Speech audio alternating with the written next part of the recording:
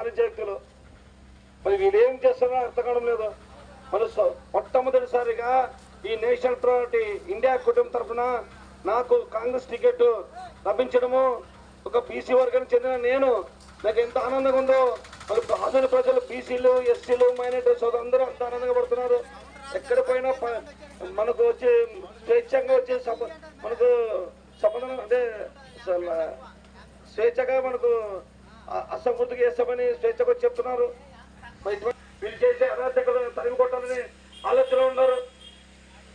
మరి ఇప్పుడున్న నాయకుడు సాయి ప్రసాద్ గారు మళ్ళీ 5 ఏళ్ళు ఆయనకి అవకాశం ఇచ్చినాం. మరి 5 ఏళ్ళ వరకు ఈ కలబాయికి ఒక 10 లక్షలన్నా సాక్ష్యం చేసినారని నేను అడుగుతున్నా. రాసే టైంలోనే తప్ప అభివృద్ధి జరిగింది. అప్పుడేసిన రోడ్లే తప్ప, అప్పుడేసిన ట్రైన్లే తప్ప, అసలు ట్రైన్లు కూడా సరిగ్గా లేవు. ముందు ఐటీ చేసుకోకపోతే ఇక్కడ నీళ్ళు అక్కడ నిలబడాల్సింది ఉంది. అంటే ఒక ప్లాన్ లేదు. దీనికి ఒక మున్సిపాలిటీ అంటేనే చెత్త మున్సిపాలిటీగా తయారు చేసినారు ఈ నాయకులు. ఒక మున్సిపాలిటీ చైర్మన్ ఇచ్చినప్పుడు పవర్స్ ఇవ్వాల, బీసీలు కదా అనగదొక్కుతున్నారు. నేను ఈరోజు ఛాలెంజ్ చేస్తాను వైసీపీ పార్టీలకి, అన్నా మీరంతా బీసీ నాయకులుగా ఉన్నారు, మీరు స్వతంత్రంగా ఒక్క చిన్న నిర్ణయం తీసుకునే శక్తి మీకు ఉందని నేను అడుగుతున్నా. ఎందుకైనా ఆ పార్టీలో మనం ఉండడము ఒక్కరినే ఎదిగించినారా మనల్ని? నేను ఈరోజు బయటకు వచ్చినాను, ఈరోజు ఎదిరించి నిలబడినందుకు ఈరోజు నాకు కాంగ్రెస్ పార్టీ టికెట్ ఇచ్చింది. అదన్నా మన ధైర్యము. అన్నా బీసీలు అనుకుంటే, ఎస్సీలు అనుకుంటే, మైనారిటీ అనుకుంటే ఎవరికి భయపడే అవసరం లేదన్నా. మన ధైర్యమే మనం ముందు పోవాలి. ఎందుకంటే 80% ఉండేది మనము, కేవలం ఒక 3, 4, 5% ఉండేది భయపడడం ఎందుకన్నా? ఒక్కసారి ఆలోచించన్నా ప్రజలారా. భయం ఉంటే బతకడం వేస్ట్. బతకడం అంటే ఒక్కరోజు బతికిన దొరల రాజహంసాల బతకాలనే కోరికనా?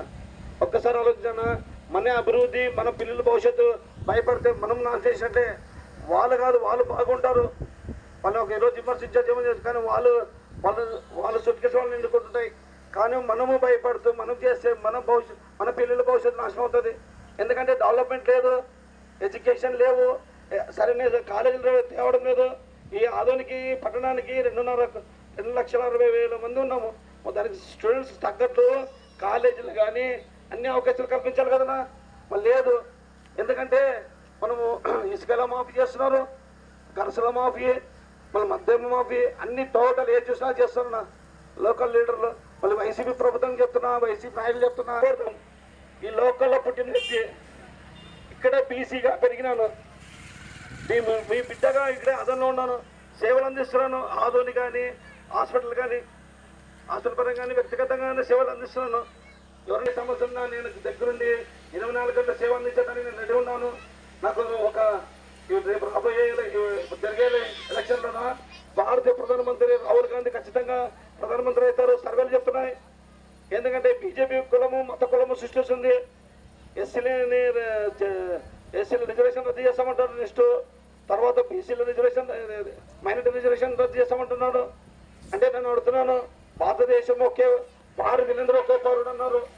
మరి ఏమయ్యా కులాన్ని విడిదీసి చూస్తారని బీజేపీ నాయకులు కడుతున్నారు ఇంత మోడీ గారిని. మరి ఇంత నాయకులు చూస్తే ఏం చేశాడు? ఇతర ఓట్లు. ఈరోజు నువ్వు తమ్ము ధైర్యం ఉంటే మోడీని పబ్లిక్ గా తిట్టాయా? నువ్వు అప్పుడు నేను చెప్పాల్సి అంటారు. ఓకే దొంగ నాటకాలు అడిగి ప్రజలను ఓట్లతో దండుకోవాలనుకున్నావా? ఎస్సీ సోదరులు, ముస్లిం సోదరులు